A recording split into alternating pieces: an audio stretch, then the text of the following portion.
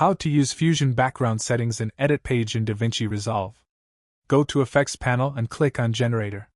Here you have some background options like solid color or 4-color gradient which you can use. But what if you wanted to use all the options that a background node has in the Fusion page? Go to the Fusion page and drag a background node. Right-click on the background node and choose Macro, Create Macro. Under Color, check every checkbox, which are actually the options that are available in the Color tab of the background node. Give it a name and from File menu choose Save As. Click on Fusion. Open Templates folder, Edit folder. Here you should have a Generators folder. If you don't have it, create a folder and name it Generators with S and capital G. Save it in this folder and close this window. Go back to the Edit page and under Generators, find the background you just created. If you can't find it, just restart DaVinci and it should be there.